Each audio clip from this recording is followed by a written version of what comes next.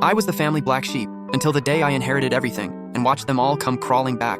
For 28 years, I was invisible at every holiday dinner. While my cousins got praise for their mediocre achievements, I could cure cancer, and they'd still ask when I was getting a real job. My Aunt Veronica would literally step around me to hug the person behind me. Uncle Randall would introduce his kids to strangers, but forget I existed entirely. This is my nephew Theo, the doctor, and my daughter Ava, the lawyer. He'd beam at dinner parties, his chest puffed with pride. Then his eyes would slide right past me like I was furniture, even though I was standing right there holding a bottle of wine I'd brought as a hostess gift. My crime? I dropped out of law school to start a tech company. In their minds, I was a failure who'd thrown away a prestigious career to play with computers. The fact that my company was thriving, pulling in 7 figures annually, meant absolutely nothing. I wasn't a lawyer, doctor, or banker, so I didn't exist in their social hierarchy. I stopped trying after my college graduation. I'd earned my master's in computer science while working full-time, maintaining a 4.0 GPA despite pulling 60-hour weeks. When I shared the news in the family group chat, it went completely silent.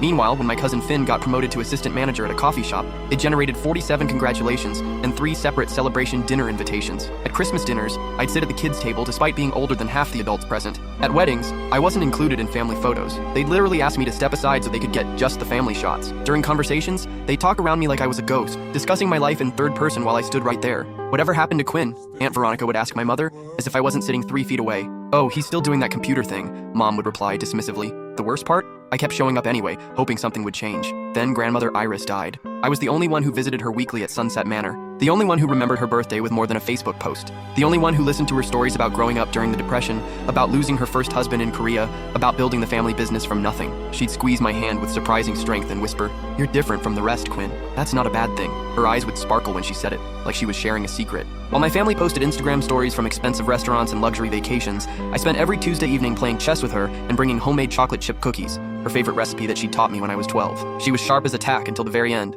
remembering intricate details about my business strategies that my own parents had never bothered to learn. When the lawyer called for the will reading, I almost didn't go. Another family event where I'd be treated like hired help, but something urgent in his voice made me change my mind. The entire family packed into Morrison and Associates like vultures circling fresh roadkill. Aunt Veronica had even brought a leather portfolio to organize her inheritance documents. Uncle Randall was already discussing property tax implications with his wife in hushed tones. They'd all assumed grandmother Iris would divide everything equally. The estate was worth nearly $20 million. The mansion, investment portfolios, family construction business. Even split 12 ways, everyone would walk away millionaires. I sat in the back corner, invisible as always, watching them count money that wasn't theirs yet. The lawyer cleared his throat and began reading in his practiced monotone. I couldn't fit what happens next in this short video, watch the rest down below.